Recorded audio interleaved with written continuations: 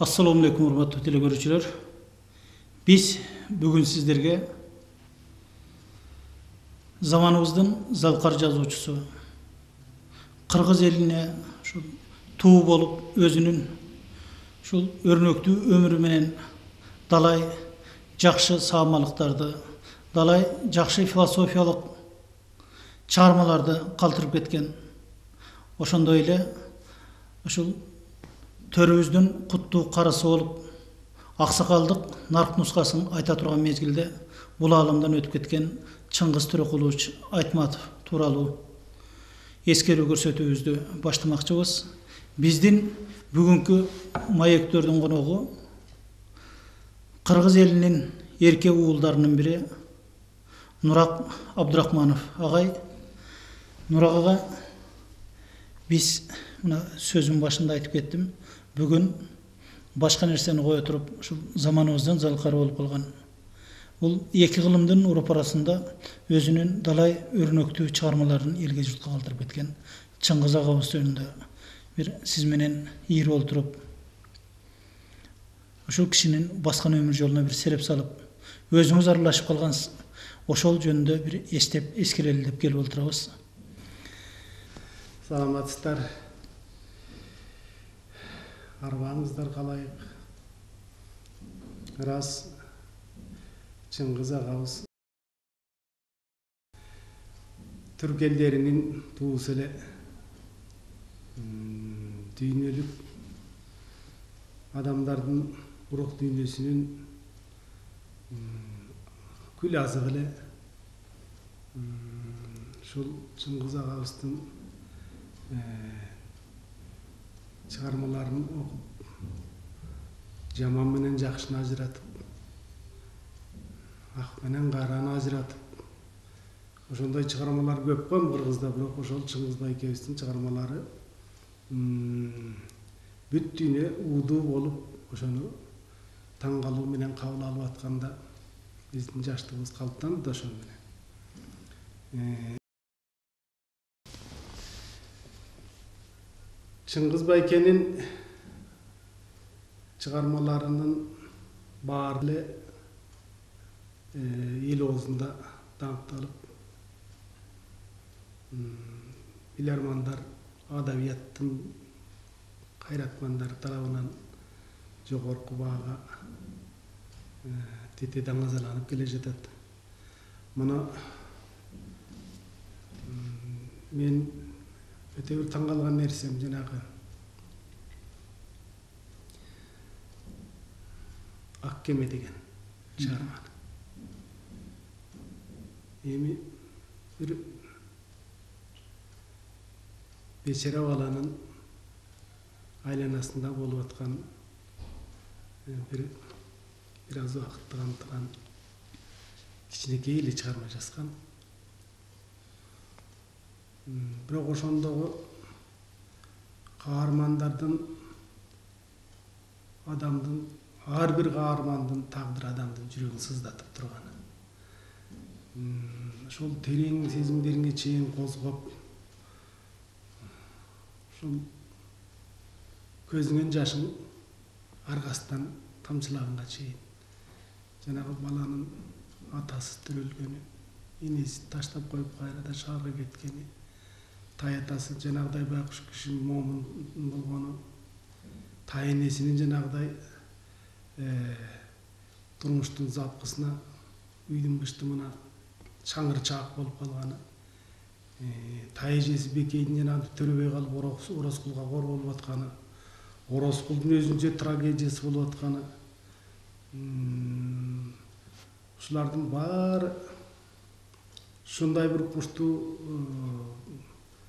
гармония менен берилген, ар бир өзүнчө адамды толгондура турган, адамдын терең сезимдерин козгой турган бир ушундуктуу чыгарма жазаткан да.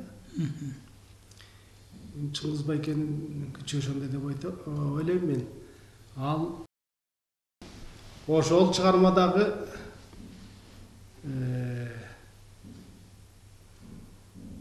толгонууларды, ошол чыгармадагы адамдын сезимин, рух сезимин, адамгерчилик сезимин бардык тарабынан ушундай кармап ошону бир музыка сыяктуу айландырып адамдын жан дүйнөсүн оңдоодогу бир сыйкырдуу күчкө айланышы менимче мынчалык кичинекей чыгармалар менен ошончолук чоң дүйнөнү козгогонго эч бир дүйнөдөгү жазуучулардын кудурети келбесе керек деп ойлойм. Эми көпкө эле чыгармаларды окуйсуң, ол чойгон романдарды окуйсуң, том. Ошолордун дагы кудурети тиги жана Аккемеге тең келбейт да. Эми кино болуп тартылганда дагы ушундук тартылды да. Ошол Чыңгыз Байкенин айтып атканынын бир жери менин тиги жан дүйнөмө ушунчалык олтурду. Кино жөнүндө пикирин айтып атканда Чыңгыз Байке ушинтип айтып атат да. Мен көргөн бала ушунчалык басынган, ушунчалык корунган, бечаралык абалдын түпкүрүнө түшкөн бала эле дегендей айтты да. Кинодогу бала жаркын маанайдуу бала экен. Ошол жерден гана айырма болуп калган деп да. Эми бирок ошо жаркын маанайлуу баланы дагы ошондой кылып кууна багына келтирип туруп киного тартышкан дагы кыргыздын бир өзгөчөлүгү да. Ошо Болот Шамшиев. Бул Аккемени айтып жатасыз, албетте. Ошол Айтматовдун улуулугу ошол болуш керек. Жөнөкөй жерден бардык дүйнө эле ойлоно турган чоң проблеманы алып чыккандыгында. Эми сиз өзүңүз чыгармачыл инсан катары бул кишинин далай чыгармачылык ушул бийиктиктерине үңүлүп, ошол жерден бир өзүңүзгө бир азык тапкан учурларыңыз көп эле болуп калбадыбы? Албетте. Бул кишини мен жанагы Сарыөзөк баяны деген Сарыөзөк деген разъезде поезд батыштан чыгышка, чыгыштан батышка Баймабай шакылдап өтүп жатты деп кайта ушул сөздү кайталап турат киши. Өзөк кылып алат, Өзөк кылып алат. Анан ошол Сарыөзөккө шыктанып, ошондогу окуяларга шыктанып, анын үстүнө ошол убакта перестройка деп замандагы мондай шаарданы жаңыланып, ошентип аткан учур эле эл дуу болуп, Горбачевдун саясаты улам которулуп ошентип аткан кезде эле айкындуулук кайра куруу деп ошентип аткан кезде эле анан ошол Сарыөзөктү күүгө деле атайын сала албайсың. Атайын баягы ушундай кылайын десең болбойт да. Эми ошол Чыңгыз Байкенин мүмкүн касиети колдоду. Түшүмдө Чыңгыз Байке бир жагында, Эстебес Байке бир жагында экөө колтуктап алып филармониянын сахнасындагы бир эл чогулган жайда ошондой басып баратышат да. Басып баратабыз. Анан ошол бир нерсе болот экен деп ойлоп, анан комузумду кыңгыратып атсам эле келип атат да ошол күн. Сарыөзөк. Анан ошол күн мындай кыйналбай эле. Аны көп тил издеп, көп тил убакыт коргон жокмун. Кээ бир күйлөрдү жылдап бышпай туруп алган учурлар болот. Сарыөзөктү дароо эле чыгарган сыяктуу болуп калдым да. Анан аны жана Рысбек Жумакунов деген дирижер жигитибиз Камбаркан ансамбльдештирип, оркестрлештирип салып койду. Анан 93-жылы Германияда Кыргызстандын күндөрү болот деп калды. Ошого Камбаркан ансамблі, жазуучулар, сүрөтчүлөр барасыңар деп. Эми ошол ал таржымалга өткөндөн мурда тил көрүүчүлөрүбүзгө бул Чыңгыз агабыз ушул кара сөз түрүндө берген Сарыөзөк Нурак абабыз бул күүгө салган Сарыөзөк кандай болду деп күтүп калышы мүмкүн. Ушул Сарыөзөктөн бир шеңгел чертип берип, андан ары өтпөйлүбү?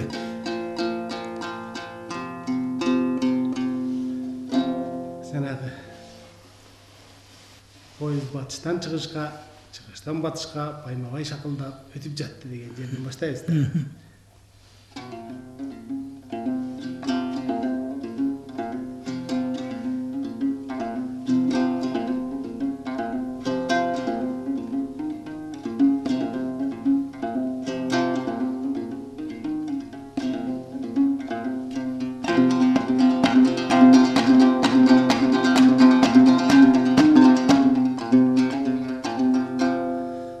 Бул күү ошол ансамблге билгичтик менен салды да. Жана кыргыз жери деген Апас Зайнаповдун ырын салды эле гимн сыяктуу кабыл алып элдер ошентип ырдап калышпады. Бул таланттуу музыканттын жасаган иши да. Ошону Көлүн шаарында Чыңгыз байкебиз 1993-жылда 1993 жылы. Чыңгыз байкенин жолугушусу болду. Алдына Чыңгыз байкени жолугабыз деген адамдар Чыңгыз байке келээрден бир саат чамасы мурун келип тизилип күтүп атышат. Анан Төлөндү деген котормачы жигит бар эле, кийин посол болуп иштеди. Ошол жигиттен сурап атам да. Эмне бул элдердин баары эле эмне гест кагаздын баарын ишке ала эле очередке тизилип атышат. Булар Чыңгыз байкенин поклонниктери дейт. Үйөрмандары. чыгармачылыгына таазим кылгандар, Таазим кылгандар. Булар атыштагы мээсине bir nerse toplayın deyip жүрген акылмандар дейт. Жолугушусуна кокус кирбей калбай эле, эл толуп калып залга батпай калсак эшикте калабыз деп эрте келип күтүп атышат дейт. Чыңгыз байкени ушундай баалайт экен деп атам да мен. Аңгычак Чыңгыз байке келди. Жеңебиз бир эки чара боор сокпушуп берген экен, аны талап жедик. Бычакташтык, ичираштык. Анан Чыңгыз байкени алып баягы залга кирип кетишти. Эмне сөз айтат экен деп мен да кошо кирдим. Эл ошончо тыгылды, шыкырайт. Анан эл ошончолук кысылып отурганда аба бачмылы ысып чыгат экен да. Аба кондиционерине да болбой эле ысып баштады. Алдым албай терип атабыз. Анан мен кайра чыктым жөйлөшүп атып. Анан эми баары чыгат экен деп күтүп турсам, чыкпай эле баягы Чыңгыз байкенин сөзүн карап тынчалып отурат. Жанында бир котормочусу бар экен, Чыңгыз байкенин бир келбеттүү, келишкен киши экен. Фридрих Швец деген киши экен. Ошол киши бул ким болуп иштеген киши экен ал киши? Фридрих Швец. Тарых боюнча илим доктору, академик экен. Анан ошо тарых боюнча сабак берет экен. Көлүндөгү университетке. Анан Чыңгыз байкенинен сүйлөйт экен деп угатам да. Баягы толгон айын сурап атат, ошону айтып атат. Баягы дүйшөнүн айтып атат. Баягы жамылясын айтып атат. Ошолордун баарын сурап, кызыгып 2 саат бою Чыңгыз байкени чыгарбай атышат. Мен эшикке чыккандан кийин карасам, 1-2 машина китеп алып келип түшүрүштү. Бааларын карасам 80 марка, 120 марка, 200 марка ошондой китептер. Жанагы Чыңгыз байкенин чыгармалары. Мунун баары кымбат экен, мынча китепти ким алат деп карап турсам, баягы чыгып келатып бирден эмес, 2ден 3ден алат экен дал китептерди көрсөлөр. Китепти бачым эле алып иштеге жок калды.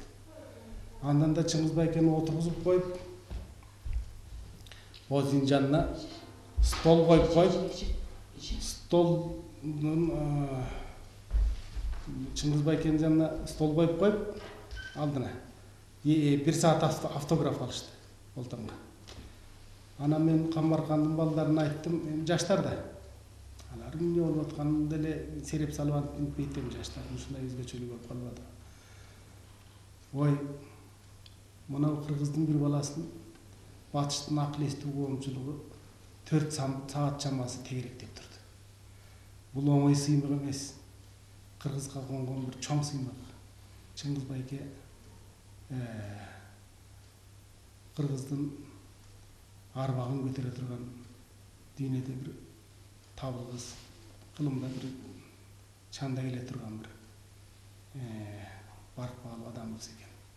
Мунун кыргыздар тияктап Бишкекте ушинтип сүйлөгөндөрүн уксакмак, баса ушунда ысы бөлүп кетмек белип деп пийиздеп кетмек кыргыздар. Ал жерде караш, чоочун түшүн переводчик аркылуу түшүнүп атса да ошол жерде бир киши чыкпай ошентип 4 saat бою тегеректеп турду.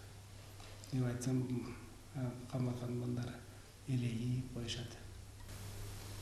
Ошол жерде жанагы Чыңгыз байкенин жолугушуусунан кийин концерт бердик. Концерт абдан жакшы кабыл алды. Концерттен мен жанагы Сары Өзөктө күндү ансамбль ойногон. Концерт бүткөндөн кийин Чыңгыз байке жүгүрө басып келет да. Казат Акматов экөө алдыда отурушкан. Анан Чыңгыз байке жаңы сөзүлө тура калып бери карай калдаңдап басып. Анан ой айнаңдар мен силерди сагынып калганбы деги концертиңер ушундай күчтүү. Мен силерди концертиңер ушундай мага таасир бербеди деп анан баарыбыз менен кучакташып алдык. Бир маалда сурап атат. Жанагы мен чыгармама күйүнү ким жазды эле? Анан мени көрсөтө беришти. Тетик Байкевич жазган. Анан Чыңгыз байке мени көздөй жүгүрүп басып келет. Анан мен жүгүрүп алдынан турай барып анан экөөбүз кучакташып калдык. Кучакташкан бойдон банкетке деп немистер кыйкырып калды, анан банкетке ошол кучакташкан бойдон бардык. Анан банкет учурунда Чыңгыз байке ушундай деди. Мына кыргыздын өнөрчүлүгүнүн таасын өзөгү ушул. Жанагы композиторлор жаратып аткан чыгармалар алар таза кыргыздын жүзүн чагылдырып бере албайт мынчалык. Мына уреге чыгармам ойлонуп атканда мен чыгармамды башынан аягына кайра жашап өттүм. Ушул тизгинди колуңан чыгарба деп анан кийин мага жакшы балаларына айтып, анан тоз көтөрткөндө бир немис адамды бизди тартып кой деп анан анысын жарык этирип тартып койду, анан сүрөттү алып алдым да кийин. Анан эртеси күнү Казат Акматов айтат, биз тиякта сенин чыгармаларыңдын барк баасын билбей турбайбызбы? Ошентип сенин көңүлүн алып атканда Чыңгыздын жашы тоолонбоду деп ошентип эртеси күнү айтып атат. Бир айтканыңыз бар эле, Фридрих Швец жана айтпадыкпы? Тарых илимдеринин доктору, академик деп. Ошол Чыңгызды жараткан кыргыз элинин өзөгү жөнүндө айткан деген. Мен ошол күнгө туш болгонума шунчалык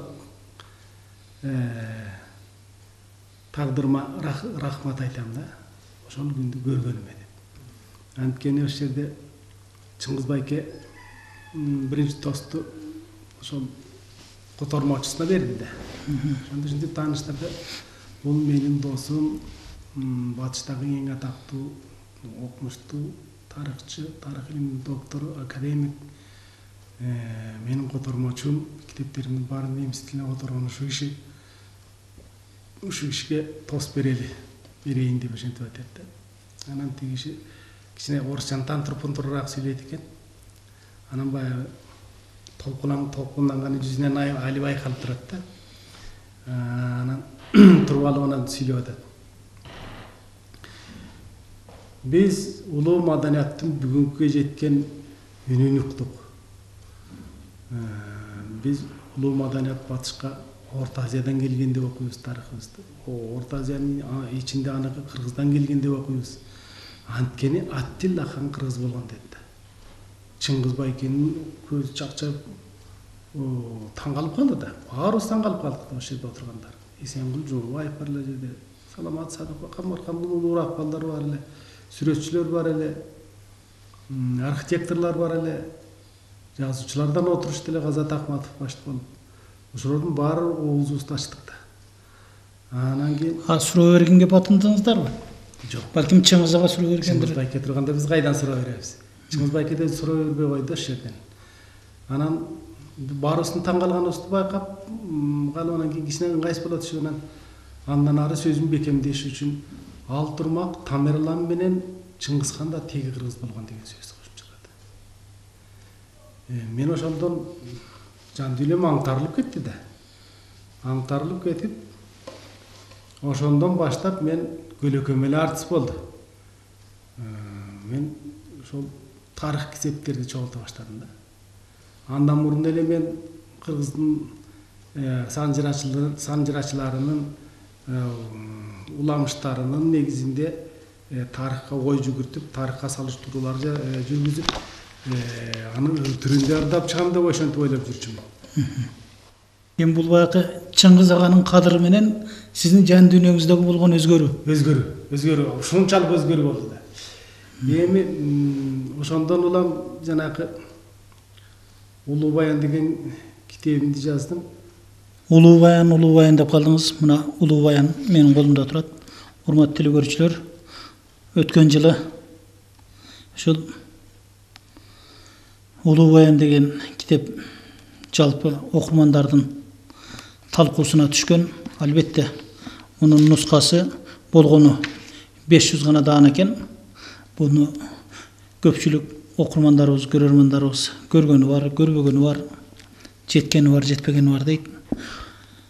Баятан бери Нурагова жетін албай айтып турган ушул Улуу Баяндын жаралышынын тарых таржымалы ошол 1993 жылдагы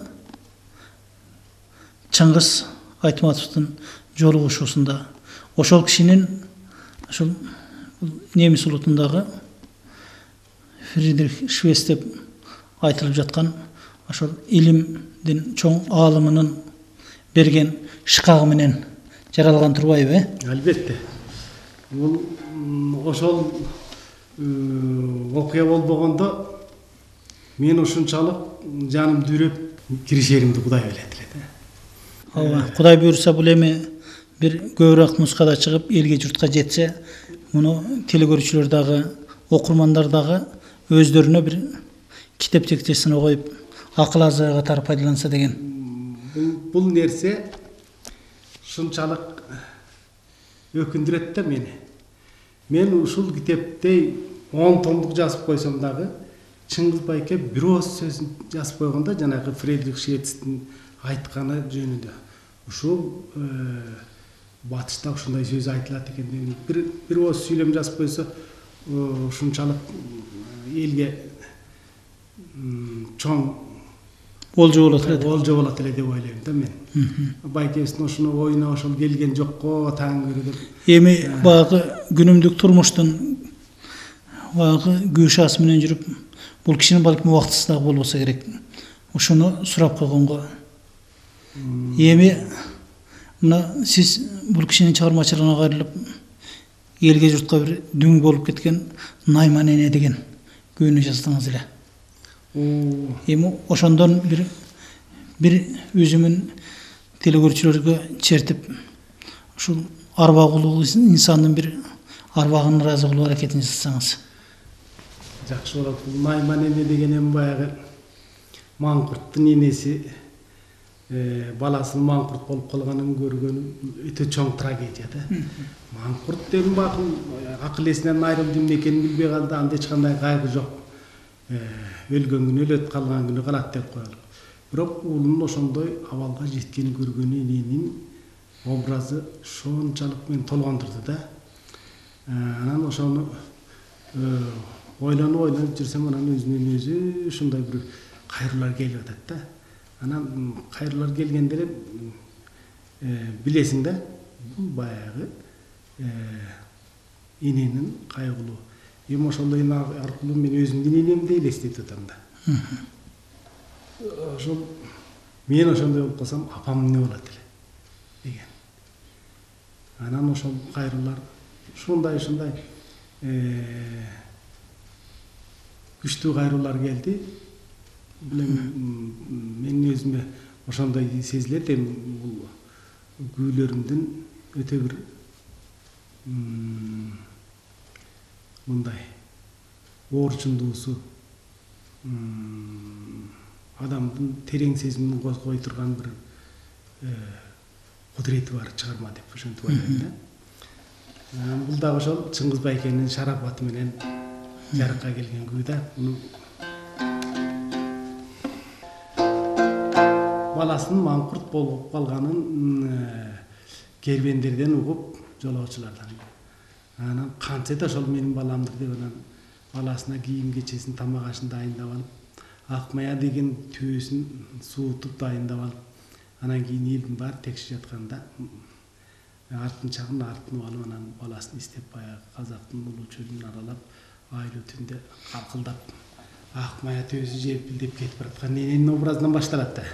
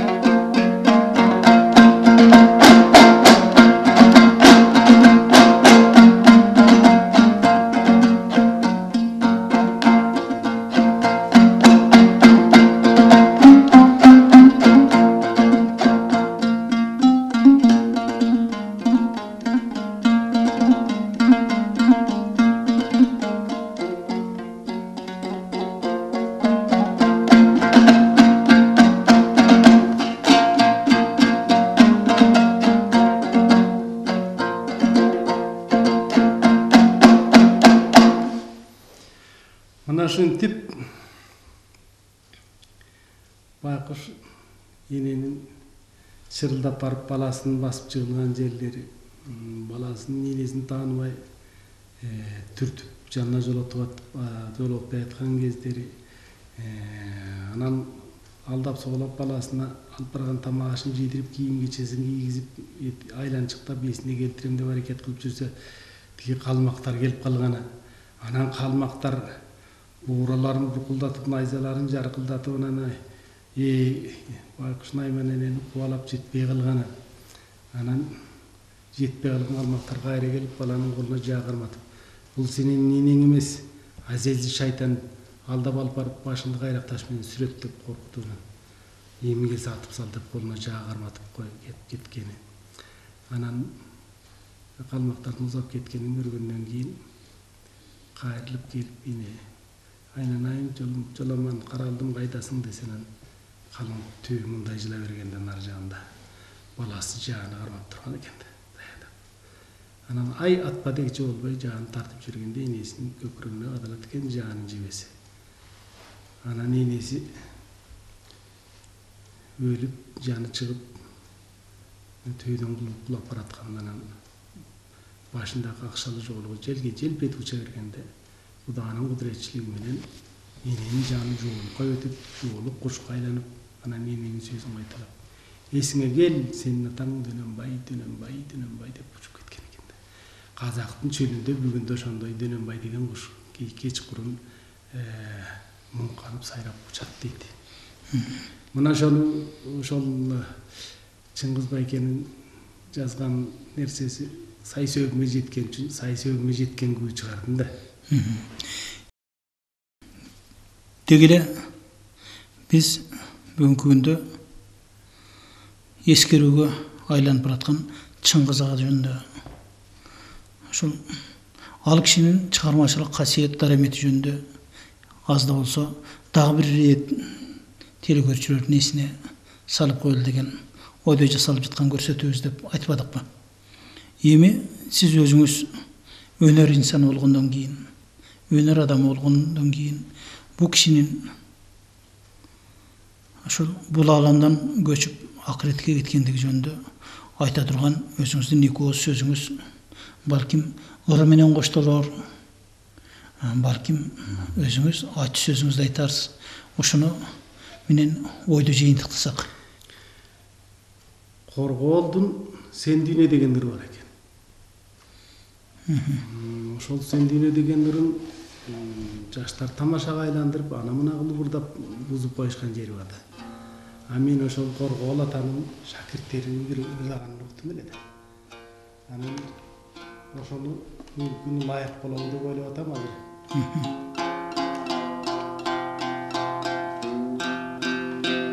Анда ошол Коргоол атанын Сен дүйнөсүн Чыңгыз атанын арбагына арнап чертип коюңуз.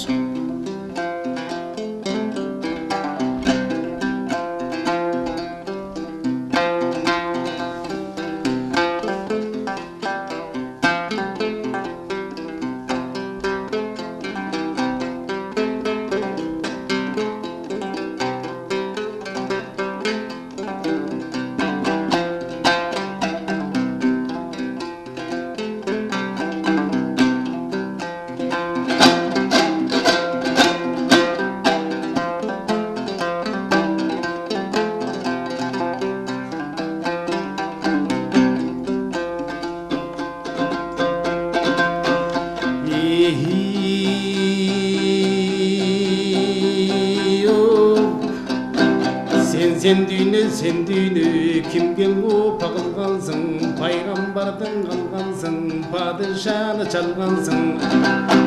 Жаш карыны даңылга баз жеги жараткан Кудай алгансың.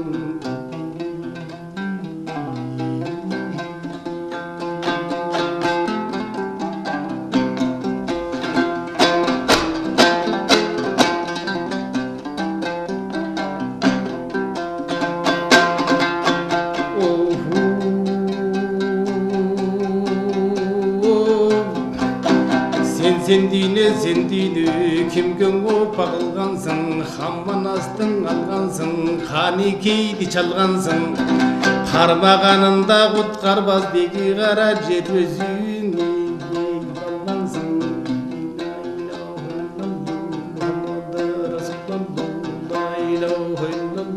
Куда өзүңдүр жалгоо.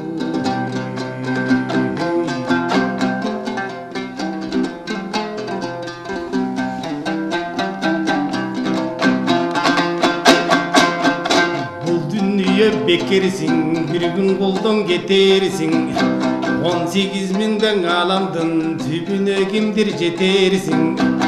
Orus'ta bol, Kırgız bol, Özbek bol, Tacik bol, Kıtaydağı gök kalpak giygen Majit bol. O benden turpakta kalsan bekerisin.